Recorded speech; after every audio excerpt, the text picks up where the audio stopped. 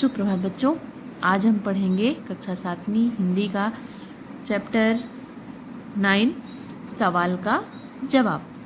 तो बच्चों पहले इस कहानी को जानने का प्रयास करते हैं। एक कहानी है और इसके लेखक हैं हरि कृष्ण देवसरे। बच्चों लेखक इस कहानी के माध्यम से कुछ ऐसी बात पर नज़र डालता है जिसमें कि कहानी कुछ ऐसी है कि दीपावली का समय है, दीपावली का त्यौहार आ गया है, बाज़ार में काफ़ी सरगर्मियां हैं, तरह तरह के खिलौने पटाखे बाज़ार में आ गए हैं और कुछ गरीब घरों से बच्चे हैं जो कि अपने हाथों में कुछ चंद रुपए रखे हुए हैं और उनके आँखों में सपने बहुत ज़्यादा हैं, उनकी कल्पनाएं, उनकी सोच बहुत ऊंची है और वो बाज़ार में आते हैं, तरह तरह की सामग्री देखकर खुश होते हैं और हर सामग्री कुछ सामग्री को उठाते हैं, उनका रेट जानना चाहते हैं और दुकानदार का रेट बताने से जब उनके पैसे से उनका रेट मैच नहीं करता तो दूसरी सामग्री पूछती। यही करते काफ़ी समय बीतता है और दुकानदार दुकान में काफ़ी भीड़ होने की वजह से खींच जाता है और अपनी खींच उन बच्चों पर निकालता है, बच्चों के साथ अन्याय करता है, उन्हें मारता पीटता है। और ये सारी घटना एक मध्यम वर्गीय परिवार का एक बच्चा तन्मय देख रहा था। वो देख रहा था कि किस प्रकार से दुकानदार उन बच्चों पर अन्याय कर रहा है और जब बच्चे रोने लगते हैं तो बाज़ार में कुछ भीड़ इकट्ठी होती है और उन बच्चों को देखती है और सब मजे लेते हैं। पर तन्मय एक साहसी बच्चा था।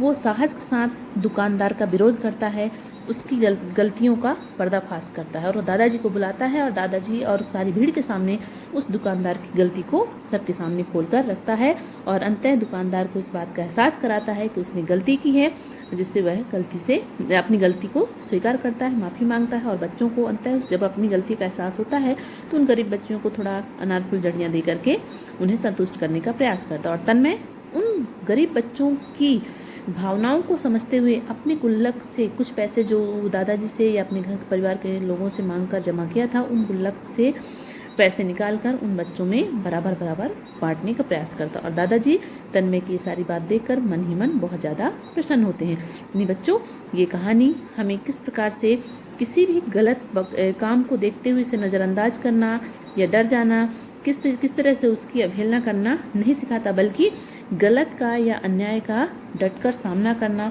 साहस से डटकर सामना करना सिखाती है। तो आइए बच्चों पढ़ते हैं सवाल का जवाब। उस दिन रविवार था और मैं कॉलोनी की मार्केट में जाने के लिए तैयार हुआ तो तन्मय भी साथ चलने की जिद करने लगा। लेखक लिखते हैं कि जिस दिन लेखक बाजार जा रहे थे उस दिन रविवार का दिन था और लेखक जैसे ही कॉलोनी में लगने वाली बाजार में जाने को तैयार होते हैं तो तन्मय उनका पोता भी उनके साथ जाने की जिद करने लगता है। उसकी दादी बोली ले जाइए ना, और दादी अपने पोते का पक्ष रखती हैं और बोलती हैं इसे भी बाजार लेकर जाइए। दादाजी से बोलती हैं इसे भी बाजार लेकर जाइए, आजकल दिवाली आने की खुशी में बाजार खूब सज रहे हैं। और दादी कहती हैं कि दिवाली का त्यौहार आ रहा है, दिवाली का त्यौहार जो कि हिंदुओं का सबसे बड़ा त्यौहार है और इस त्यौहार में बाजार काफ़ी सजता है, तरह तरह की सामग्रियाँ, फुलझड़ियाँ, पटाखे बाजार में आते हैं और सभी के मन में काफ़ी खुशियाँ भी मार्केट को लेकर, त्यौहार को लेकर रहती हैं। तो दादी कह रही हैं कि बाजार खूब सजा है इसलिए बच्चे को ले जाइए, बच्चा है देखकर खुश होगा, यानी तन्मय छोटा बच्चा है, मार्केट को बाजार को सजा हुआ देखकर वह खुश होगा। दादाजी भी सहमत होते, कहते हाँ लेकिन इससे यह वादा ले लो कि किसी चीज़ की जिद नहीं करेगा। बच्चा है, बाजार जाएगा तो जिद करेगा। दादाजी इस बात को पहले समझते हैं, इसलिए वो दादी से कहते हैं कि पहले तुम अपने पोते से इस बात की का वादा करवा लो कि ये बाजार जाकर मुझसे किसी भी चीज़ को खरीदने का या लेने का जिद नहीं करेगा। मैंने कहा, लेखक ने कहा आप भी कैसे दादा हैं, अरे पोता अपने दादा से जिद नहीं करेगा तो किससे करेगा। यानी दादाजी जो अपनी बात रखते हैं, दादी उसके जवाब में कहती हैं अरे आप कैसे दादा हैं, आपका वो पोता है और आपसे किसी सामग्री को लेने की जिद नहीं करेगा तो और किससे करेगा, क्योंकि नाती पोते तो वैसे भी अपने दादी बाबा के सबसे प्यारे होते हैं। ठीक है, ले जाइए और जो कहे वह खरीद दीजिएगा। और दादी अपनी बात रखते हुए कहती हैं तन्मय को भी बाजार ले जाइए और जो कहेगा वह आप इसके लिए खरीद दीजिएगा। दादी की इस फटकार पर मेरी क्या हिम्मत थी जो पोते को बाजार न ले जाता। और लेखक लिखते हैं कि दादी जो फटकार दादाजी को लगाती हैं उस पर दादाजी की भला हिम्मत कैसी जो अपने नाती यानी पोते को अर्थात तन्मय को मार्केट ना ले जाएं, बाजार ना ले जाएं। कुछ रविवार के कारण और कुछ पास आ रही दिवाली के कारण बाजार में कुछ ज़्यादा ही गहमा गहमी थी, गहमा गहमी, भीड़ भाड़, हलचल। ठीक है, तो दादाजी लिखते हैं कि एक तो रविवार था, छुट्टी का दिन था इस कारण, और दूसरी दिवाली पास में आ रही थी इस कारण बाजार में काफ़ी भीड़ भाड़ थी, काफ़ी हलचल थी, काफ़ी चहल पहल थी। और मैंने तन्मय को सावधान कर दिया कि मेरा हाथ छुड़ाकर ना जाए। अब भीड़ भाड़ बाजार में ज़्यादा थी, इसलिए दादाजी ने तन्मय को सावधान कर दिया पहले से ही कि वह मेरा हाथ छोड़कर कहीं ना जाए, अन्यथा वो गुम सकता है। ठीक है, मेरे हाथ में सामान की लंबी लिस्ट थी और दुकान में भी भीड़ कुछ ज़्यादा थी, और दादाजी के हाथ में सामान की एक लंबी लिस्ट थी, अर्थात उन्हें ज़्यादा सामान लेना था और दुकान में भी काफ़ी भीड़ भाड़ थी, सो इंतज़ार करना ही था। और दादाजी कहते हैं कि सारी परिस्थितियों को देखने के बाद इंतज़ार तो करना ही था, अर्थात समय तो लगना ही था।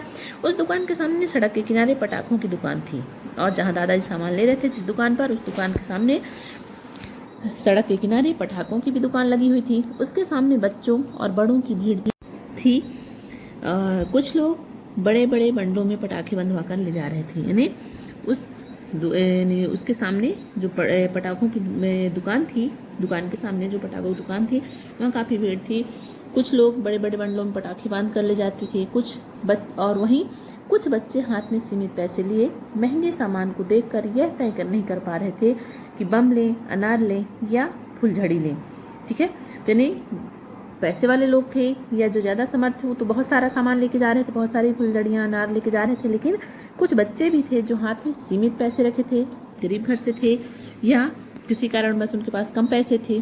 ठीक है, तो वो महंगे सामान को देखते और यह तय नहीं कर पाते थे, यानी निश्चित नहीं कर पाते थे कि वो कौन सा सामान लें और कौन सा नहीं लें। अब बच्चे समझ नहीं पा रहे थे अनार लें, फुलझड़ी लें या पटाखे लें। ठीक है ना, बार बार वो अपना विचार बदलते, और जितनी बार उनकी विचार बदलते किसी न किसी दाम का, किसी न किसी आइटम का दाम पूछते, और हाथ के पैसों से जब वह मेल ना खाता तो चुप होकर दुकान के दूसरे आइटम के दाम पूछने लगते। इन बच्चों का मन चंचल होता है। अब चूंकि उन्हें पता था कि मेरे मुट्ठी में कितने पैसे हैं, किसी भी सामान का दाम पूछते, रेट पूछते, और जब लगता कि ये महंगा है, पैसे हमारे पास कम है तो दूसरे और मेल नहीं मतलब कम है तो वो चुप हो जाते, फिर दूसरे सामान का दाम पूछने लगते और सोचने लगते क्या लें और क्या ना लें। अब ऐसे बच्चों की भीड़ भी दुकान में कुछ ज़्यादा ही थी। ठीक है ना, अब दुकानदार ने अपनी खींच बच्चों पर निकालने के लिए उन्हें अधिकतम दाम बताए। दुकानदार भी सोच रहा था, अब दुकान में चूंकि भीड़ ज़्यादा थी इसलिए दुकानदार भी अब खींच रहा था, सोच रहा था कि ये बच्चे अब कोई सामान लेंगे नहीं, समय बर्बाद कर रहे हैं, भीड़ भी ज़्यादा है, इसलिए वो खींचने लगता है, उसे चिढ़ लगने लगती है, और वो अब बच्चों को हर सामान का दाम कुछ ज़्यादा ही बताने लगा और उन्हें झिड़क दिया। दुकानदार की यह झिड़क मुट्ठी में अपनी इच्छाओं को बंद किए बच्चों को चुभी तो जरूर होगी, लेकिन उनकी मजबूरी ने इस चुभन को बर्दाश्त कर लेने के सिवा कुछ न कहने दिया। अब दुकानदार का जो रेट बढ़ाकर सामान बताना, बच्चों को झिड़कना और इस तरह से गलत व्यवहार करना उन बच्चों को उन बच्चों की मजबूरी, यानी कम पैसे की जो मजबूरी थी और सामान लेना ही था, बालमन था, चंचल था, सामान तो चाहिए ही था, और बहुत सारी उनकी जो अपनी भावनाएं थी, उसकी वजह से उन्हें दुकानदार की झिड़क को बर्दाश्त करने के अलावा और कुछ भी उनके पास नहीं था। बच्चों की इस भीड़ में कुछ ऐसे बच्चे भी थे जो गरीब थे, मैले कुचैले कपड़े पहने थे और उनके हाथ में 1 रुपया तक ना था। अब कुछ बच्चे थे जो सीमित पैसे रखे थे, पर उन्हीं बच्चों में कुछ बच्चे ऐसे भी थे जो गंदे संदे कपड़े पहने हुए थे और उनकी मुट्ठी में 1 भी रुपया नहीं था। दुकानदार बीच बीच में ऐसे बच्चों को भी फटकार कर भगा रहा था, और दुकान में ज़्यादा भीड़ होने की वजह से ऐसे बच्चों को थोड़ा सा झड़क देता, डांट फटकार करके भगा देता। लेकिन वो तो विंडो शॉपिंग करने आए थे, यानी जो गरीब बच्चे थे उनके हाथ में पैसे तो बिल्कुल भी नहीं थे। वो जानते थे इस बात को कि हमारे हाथ में पैसे नहीं हैं, हम कोई सामान नहीं खरीद सकते, फिर भी वो ऐसी सामग्री को देखकर ही अपने मन को खुश कर लेना चाहते थे, इसलिए मार्केट आए हुए थे, बाजार आए हुए थे। सो हर दुकान पर खड़े होकर एक से एक अच्छे पटाखों को देख रहे थे, ताकि अपने मित्रों के बीच बैठकर इस विषय पर चर्चा कर सकें कि इस बार दिवाली पर किस प्रकार के पटाखे आए हैं। यानी कि लेखक बताना चाहते हैं कि जो बहुत ज़्यादा गरीब बच्चे थे वो अपनी ये सोचकर मार्केट आए कि हम जो सामग्री दुकान में है, बाजार में है, उसे देखकर ही संतुष्ट हो जाएंगे और अब जब अपने मित्रों के पास बैठेंगे तो कुछ ऐसी चर्चा कर सकें कि इस बार दिवाली पर किस प्रकार के पटाखे आए, अर्थात हम बिल्कुल भी अनजान ना रहें, हमें भी मार्केट में आई हुई सामग्री जो कि दीपावली के समय में थी, पटाखे, फुलझड़ियाँ, अनार वगैरह, इनके बारे में चर्चाएं कर सकें। पटाखों की दुकान का यह सारा दृश्य देखने के लिए तन्मय कब मेरे पास से चला गया। अब लेखक आगे क्या लिखते हैं कि पटाखों की दुकान के सारा दृश्य देखने के लिए लेखक का पोता तन्मय कब उनके पास से चला गया, इस बात का उन्हें एहसास ही नहीं हुआ। और एहसास होता है कब, जब लेखक सामान की लिस्ट देकर वहां रखे एक स्टूल पर शांति से बैठ जाते हैं। तन्मय का ख्याल आते ही लेखक घबराकर इधर उधर नजर घुमाए तो देखा कि वहां सामने की दुकान पर पटाखे देख रहा है। तन्मय के दादाजी जब तन्मय की याद आती तो घबराकर वो इधर उधर अपनी नज़र दौड़ाते हैं तो वो देखते हैं कि एक दुकान, पटाखे की दुकान के सामने तन्मय भी पटाखे देख रहा है। लेखक को तसल्ली हुई कि वह कहीं दूर नहीं गया और लेखक का सामान पैक हो रहा था। सो मेरा इस ओर कुछ ज़्यादा ही ध्यान था, यानी लेखक का ध्यान जो था वह सामान पैक हो रहा था उधर था कि कहीं कुछ गड़बड़ ना हो, इसलिए वो तन्मय की ओर ध्यान कम दे पा रहे थे और सामग्री की ओर ज़्यादा ध्यान दे रहे थे। अचानक तन्मय ने जोर से मुझे पुकारा, दादाजी।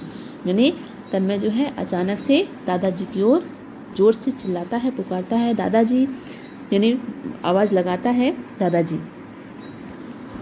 अब चूँकि तन्मय वहाँ दुकान में खड़े खड़े दुकानदार और उन बच्चों की सारी परिस्थितियों को देख रहा था, बच्चों की भावनाओं को समझ रहा था और दुकानदार का जो व्यवहार था गरीब बच्चों और अन्य बच्चों के साथ, उसे भी समझने का प्रयास कर रहा था। चूँकि तन्मय जो था वह एक बहादुर बच्चा था और सत्य का साथ देने वाला बच्चा था, सच्चाई से डरने वाला नहीं था, इसलिए वो सच्चाई पे पर्दा न डालकर सच्चाई को उजागर करना चाहता था और इसीलिए दादाजी को आवाज़ लगाता है। दादाजी मुड़कर देखते हैं और हैरान रह जाते हैं, तन्मय को देखते हैं दादाजी और हैरान हो जाते हैं।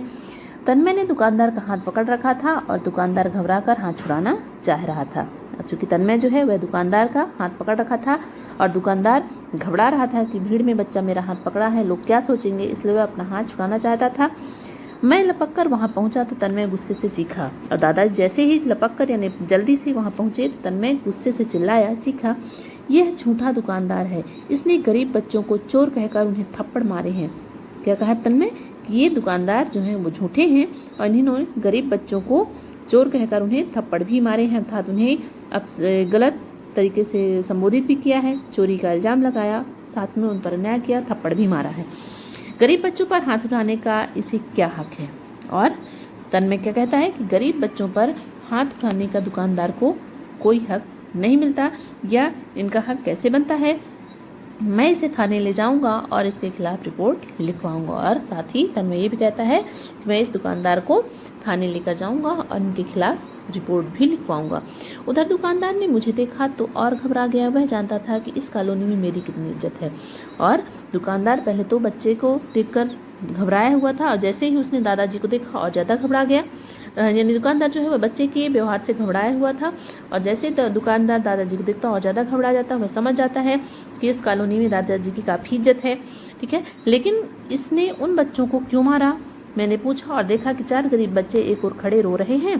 तो अब तो भीड़ भी तमाशा देखने लगी और दादाजी को भी इस बात की चिंता हुई कि इस दुकानदार ने उन गरीब बच्चों को क्यों मारा। और जब दादाजी पूछते हैं कि पूछे और देखे कि 4 गरीब बच्चे एक और खड़े होकर रो रहे हैं। अब तो जब बच्चे रो रहे हैं, शोरगुल मच रहा है, तो जो आसपास लोग थे बाजार में वो सब खड़े होकर के तमाशा देखने लगते हैं। मेरे प्रश्न के उत्तर में तन्मय ने कहा, दादाजी ये गरीब बच्चे अगर पटाखे खरीद नहीं सकते तो क्या इन्हें देख भी नहीं सकते? अब जब दादाजी ने सवाल किया था कि इन गरीब बच्चों को क्यों मारा गया, उसका जवाब देते हुए तन्मय क्या कहता है कि दादाजी अगर ये गरीब बच्चे पटाखे खरीद नहीं सकते तो क्या इन्हें देख नहीं सकते? अर्थात खरीदने में तो किसी भी सामग्री के दाम चुकाने होते हैं, पैसे देने होते हैं, पर देखने का तो कोई पैसा नहीं लगता, कोई रुपए नहीं देने पड़ते, बस इनका यही जुर्म है। और तन्मय क्या कहता है कि दादाजी इनका यही जुर्म है कि ये सामग्री को देख रहे थे। इस दुकानदार ने बस आओ देखा न ताओ दुकान से बड़बड़ाता हुआ उतरा और ये चोर बार बार दुकान पर आकर खड़े हो जाते हैं और कुछ चुराने का मौका देख रहे हैं और ताबड़तोड़ इन बच्चों पर थप्पड़ बरसाने लगा। और तन्मय जो है वह दादाजी से क्या बताता है कि इन बच्चों का ये जुर्म है कि ये सिर्फ मुफ्त में दुकान में रखी सामग्री को देख रहे थे, लेकिन इस दुकान का जो मालिक है वह आओ देखा न ताओ, बस दुकान से बड़बड़ाता हुआ नीचे आता है, उतरता है और बच्चों को चोर कह करके उन पर इल्ज़ाम लगाता है। और यानी साथ में इल्ज़ाम लगाता है, यानी चोरी का मौका साथ में बड़बड़ा रहा है कि ये जैसे ही मौका पाते हैं वैसे सामग्री को चुराने में पीछे नहीं हटते हैं और बिना किसी गलती के उन बच्चों पर थप्पड़ बरसाने लगता था, उन बच्चों को मारने लगता है। मैंने देखा तो दौड़कर इनका हाथ पकड़ लिया। अर्थात तन्मय कह रहा है कि मैंने जैसे ही दुकानदार की प्रतिक्रिया या न्याय उन बच्चों पर होते देखा तो मैं दौड़कर इनका हाथ पकड़ लिया और कहा, कौन कहता है ये चोर हैं, कहाँ है इनके पास चोरी के पटाखे।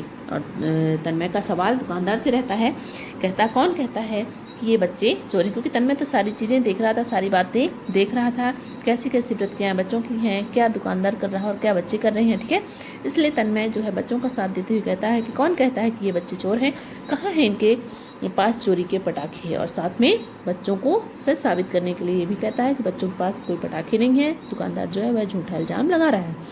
खबरदार, अगर अब इन्हें एक भी थप्पड़ मारा। और तन्मय जो है दुकानदार को खबरदार करता है, सचेत करता है कि अब अगर आपने इन्हें एक भी थप्पड़ मारा तो ये ठीक नहीं होगा। बताइए दादाजी, क्या पटाखे की दुकान पर खड़े होकर उन्हें देखना जुर्म है? और तन्मय जो है वह दादाजी से सवाल करता है कि बताइए दादाजी कि पटाखे की दुकान में खड़े होकर उन्हें देखना क्या कोई जुर्म है, क्या कोई अपराध है? और अगर ऐसा है तो मैं भी तो पटाखे ही देख रहा था। और अगर दुकान में खड़े होकर पटाखे देखना जुर्म है तो मैं भी तो पटाखे ही देख रहा था, अर्थात मैं भी अपराधी हूँ। इकट्ठा हुई भीड़ जैसे मौन हो गई थी। यानी तन्मय जिस साहस और सच्चाई के साथ अपनी बात कह रहा था उसे सुनने के लिए वहाँ जो लोग थे वो भीड़ के रूप में इकट्ठा हो गए और मौन धारण कर लिया। तन्मय के तर्क के सामने दुकानदार भी शर्मिंदा हो रहा था। तन्मय जिस सच्चाई और साहस के साथ उच्च यानी कहने के अपने तर्क दे रहा था, अपने विचार व्यक्त कर रहा था, उससे दुकानदार भी शर्मिंदा हो रहा था। शायद उसे यही ठीक लगा और उसने तत्काल कहा, अच्छा भाई, मुझसे भूल हुई, मैं माफ़ी मांगता हूँ। दुकानदार को लगा कि माफ़ी मांग लेना ही बेहतर है, इसलिए उसने माफ़ी मांग ली, अपनी गलती स्वीकार कर ली। दुकानदार ने उनकी तरफ जुड़े हुए हाथ उठाकर कहा, आओ तुम लोगों को मैं कुछ पटाखे फुलझड़ी मुफ्त में देता हूँ। और दुकानदार अपने हाथ जोड़े हुए उन बच्चों की तरफ कहता है कि आओ मैं तुम्हें कुछ पटाखे और फुलझड़ियाँ मुफ्त में देता हूँ। और उसने चारों बच्चों को एक एक पैकेट फुलझड़ी और थोड़े थोड़े पटाखे भी दिए। अपनी गलती स्वीकार करते हुए उसने बच्चों को कुछ फुलझड़ियाँ और पटाखे मुफ्त में प्रदान करते हैं। भीड़ में से किसी ने कहा, देखा राजू, उस लड़के ने किस सच्चाई और साहस से इस दुकानदार को सबक सिखा दिया। यानी जो भीड़ वहाँ इकट्ठा थी उन्हीं में से किसी ने इस बच्चे को समझाते हुए कहा कि देखो राजू, उस लड़के ने किस सच्चाई और साहस से इस दुकानदार को सबक सिखाया। यानी अगर हमारे साथ सच्चाई है और उसके साथ साहस है तो हम किसी भी ताकतवर हो या कैसा भी व्यक्ति हो हम उसको सबक सिखा सकते हैं, उसकी गलती का एहसास करा सकते हैं। आगे और कोई कह रहा था, बनिया बड़ा चालाक है, सोचा माफ़ी मांग लो और 10-5 रुपए के पटाखे देकर इस मुसीबत से छुटकारा पा लो। चुके भीड़ में बहुत सारे लोग थे, तरह तरह की बातें सोच रहे थे, तो उन्हीं में से एक व्यक्ति फिर बोलता है कि बनिया बड़ा चालाक है, बहुत होशियार है, सोचता है कि अगर मैं इस बात में फंसूँ तो हो सकता है मुझे नुकसान हो, इसलिए माफ़ी मांगने के लिए तैयार हो जाता है और 2-4-10 रुपये यानी 2-4-10 रुपये के मुफ्त में पटाखे देकर इस मुसीबत से छुटकारा पा लेगा, फुर्सत पा जाएगा, वरना उलझ गए तो त्यौहार की सारी दुकानदारी धरी रह जाएगी। और अगर ऐसा नहीं हुआ, इसमें उचित अनुचित सही गलत की बात में अगर उलझे तो काफ़ी नुकसान भी उठाना पड़ सकता है।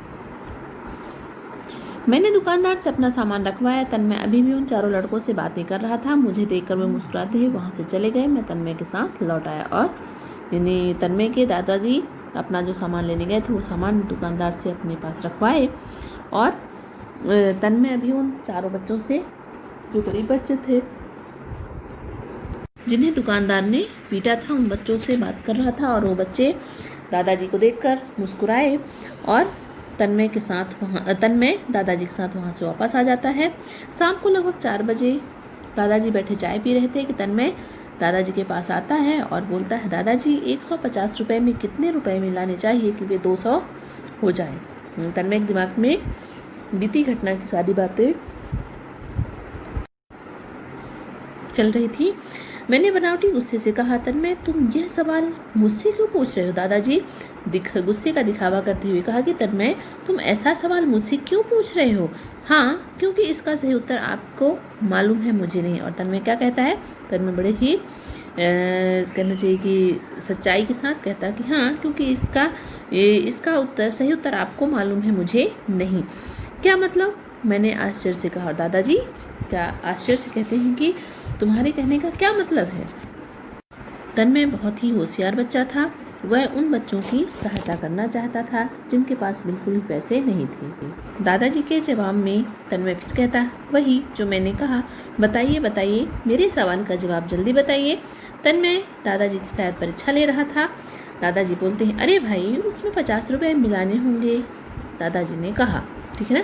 तन्मय जो है वह दादाजी से शायद परीक्षा ले रहा था, पूछ रहा था, जानना चाह रहा था। तो तन्मय के दादाजी ने भी जवाब दिया कि 50 रुपये मिलाने होंगे, दादाजी ने ऐसा कहा। तन्मय ने मुझे 150 रुपये देते हुए कहा, तो इन रुपयों में 50 रुपये मिलाकर उन्हें 200 रुपये बनाने का जादू आप ही दिखाया। तन्मय छोटा बच्चा था, काफ़ी मासूम भी था। उसके गुल्लक में से जो 150 रुपये उसे मिले, वो गुल्लक फोड़ने के बाद जो पूरे 150 रुपये एकत्रित हुए, उन्हें आगे बढ़ाते हुए दादाजी को देता और कहता है कि तो इसमें 50 रुपये आप मिला दीजिए ताकि ये 200 रुपये बन जाए और ये जादू आप ही कर सकते हैं। लेकिन क्यों? दादाजी आश्चर्यजनक तरीके से पूछा, लेकिन क्यों? दादाजी इस समय कोई सवाल नहीं, केवल उत्तर दीजिए। और तन्मय जो है वह दादाजी को ज़्यादा कुछ बोलना नहीं चाहता था। वह बोल रहा था, दादाजी प्लीज़ इस समय कोई और सवाल मत कीजिए, सिर्फ उत्तर दीजिए। और मैंने तन्मय को 50 रुपये दे दिए। तन्मय रुपये लेकर चला गया। उत्सुकतावश मैं भी दबे पाँव पीछे पीछे गया था। दादाजी बता रहे हैं कि मैंने तन्मय को 50 रुपये दिए, अर्थात 50 रुपये 150 रुपये में मिला दिए, और तन्मय उनको लेकर चला जाता है। फिर दादाजी को उत्सुकता होती है ये बात जानने की, आखिर तन्मय कर क्या रहा है। वो दबे पाँव यानी चुपके से उसके पीछे पीछे जाते हैं। फिर दरवाजे पर ठिठक जाते हैं यानी रुक जाते हैं। दरवाजे तक जाते हैं और वहीं पर रुक जाते हैं। दादाजी छिप कर देख रहे हैं कि तन्मय बाहर गया। वे चारों गरीब बच्चे गेट के बाहर खड़े हैं, यानी तन्मय उन पैसों को लेकर के बाहर तरफ जाता है और वो चारों बच्चे गेट के बाहर खड़े हैं। तन्मय ने उन्हें 50-50 रुपये दिए। एक बच्चा बोला, अरे तनी भैया 50 रुपये में तो ढेर सारे पटाखे आएंगे। तन्मय उन चारों बच्चों में 50-50 रुपये बराबर बांट देता है और उन्हीं में से चंचल बच्चा बोलता है, अरे तनी भैया इसमें तो ढेर सारे पटाखे आएंगे। इन बच्चे को काफ़ी कुतूहलता होती है, वो खुश होता है और पैसे देखकर कहता है, तनी भैया जो आपने पैसे दिए इनमें बहुत सारे पटाखे मिल जाएंगे। तन्मय ने शी की आवाज़ से उस बच्चे को चुप कराया और उन सबको जाने के लिए कहा। तन्मय लौटा तो मैं जल्दी से अपने कमरे की तरफ लपका, यानी दादाजी जब देख रहे थे कि तन्मय लौट रहा है, वापस आ रहा है उन बच्चों के पास से, तो जल्दी से वो अपने कमरे की तरफ जाते हैं, लपका यानी जाना। तभी मैंने देखा कि एक कोने में तन्मय का मिट्टी का गुल्लक टूटा पड़ा है। और दादाजी जब कमरे की तरफ जा रहे हैं तो देखते हैं कि तन्मय का मिट्टी का गुल्लक जिसमें वो पैसे इकट्ठा किया करता था वो टूटा हुआ पड़ा है। तन्मय मेरे कमरे में आया, बोला, हाँ दादाजी अब पूछिए कि मैंने 50 रुपये क्यों मांगे थे, आपके सवाल का जवाब। और तन्मय इतनी देर बाद, यानी जब दादाजी देख रहे होते गुल्लक टूटा पड़ा है, तभी तन्मय भी उनके कमरे में प्रवेश करता है और दादाजी से कहता है कि हाँ दादाजी अब पूछिए कि मैंने 50 रुपये क्यों मांगे थे, यानी 50 रुपये मांगने का कारण क्या था, और ये मैं आपके सवाल का जवाब भी दूंगा। ठीक है। अब मैंने तन्मय के मुंह पर हाथ रखकर कहा, सवाल का जवाब मुझे मिल गया है, और मैंने तन्मय को सीने से लगा लिया। और तन्मय अपनी बात पूरी करता। तब तक दादाजी, जो कि तन्मय के बारे में सारी बातें जान रहे थे, उन्होंने तन्मय के मुँह में हाथ रख दिया, यानी उसे बोलने से मना किया और कहा कि मुझे तुम्हारे सवाल का जवाब मिल गया है, अर्थात तुमने मुझसे पैसे क्यों मांगे, तुमने उनका क्या किया, ये सारी बातें मुझे पता हो गई हैं। और वो तन्मय की अच्छाई, तन्मय की मानवता को देखकर अत्यंत खुश होते हैं और तन्मय को अपने सीने से लगा लेते हैं। तो बच्चों, ये थी आपकी कहानी सवाल का जवाब। और इस कहानी से अब आपको क्या शिक्षा मिली? यही कि हम बचपन से ही सच्चाई, ईमानदारी और साहस का साथ लेकर के जीवन में एक भले इंसान बन सकते हैं, गरीब, दुखी, लाचार लोगों की सहायता कर सकते हैं और इंसानियत का पाठ लोगों को पढ़ा सकते हैं। तो बच्चों, हम बचपन से ऐसी कहानियाँ पढ़ते हैं जो हमारा मार्गदर्शन करती हैं, हमें अच्छाई का, सच्चाई का, साहस का मार्ग दिखाती हैं और बचपन से ही इन कहानियों से सीख लेकर हमें अपने जीवन में आगे बढ़ना चाहिए और जीवन में सच्चाई, साहस और अच्छाई का साथ देते हुए एक अच्छा इंसान बनना चाहिए। तो बच्चों, ये था आपका पाठ, ठीक है, और उम्मीद है कि आपको ये पाठ समझ में आया होगा और आप इससे बहुत कुछ सीखे होंगे और सीख कर एक अच्छे इंसान बनने की कोशिश भी करेंगे, ठीक है बच्चों। और जो बातें आपको समझ में नहीं आई, जहाँ दिक्कत जाए वहाँ आप मुझसे पूछ सकते हैं और आगे का प्रश्न अभ्यास हम अगले वीडियो में आपको बताएंगे, ठीक है बच्चों। धन्यवाद।